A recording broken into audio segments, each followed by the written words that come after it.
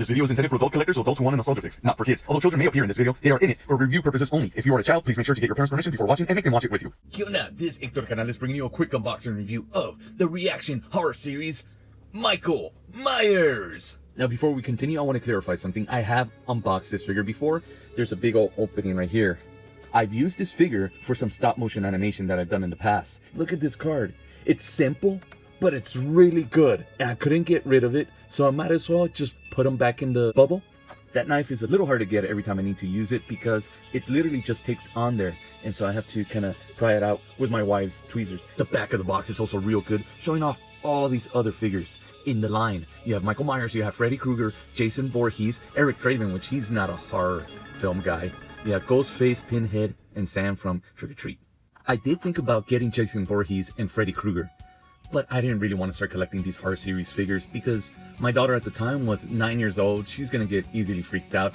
This guy, it's just William Shatner on there with a knife. And here is The Shape. This guy didn't need much. Like all this super detail. I mean, The Shape, Michael Myers. It's fairly simple. Make sure you don't do a Rob Zombie to this guy.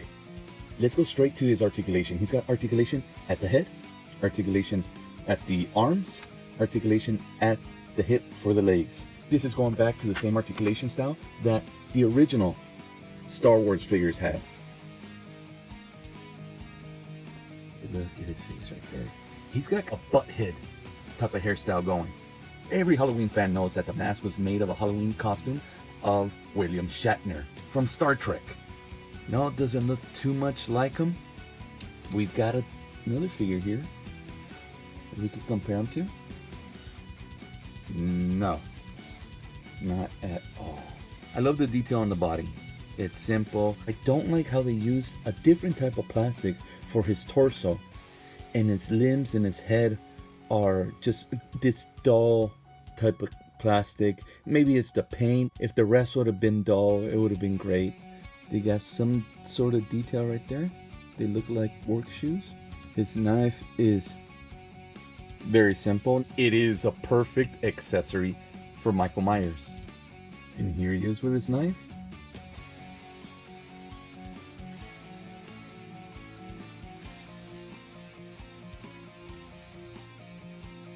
It looks great.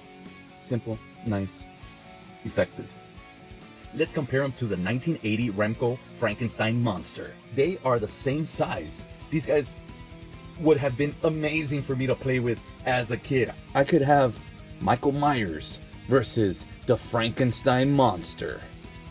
Or I could have these guys be friends and hug. Friend. And this guy like, what's going on? What's happening? I love most of these reaction figures. Some, they really missed the mark because they could have detailed the faces to make them look more like the characters. Instead, they try to make them all goofy and try to make them the way Han Solo kind of looks. And nah, come on. Just try to make them look similar. Like the Frankenstein monster, they did such a good job. It's not like they didn't have the talent back then to make him look like the character they're supposed to be portraying. Han Solo is another thing, man. I mean, they try to correct it. You do good work, friend. Thanks for joining me on this quick unboxing review of the Reaction Figures horror series, Michael Myers. Join us again on our next quick unboxing review of... Can you feel the heat?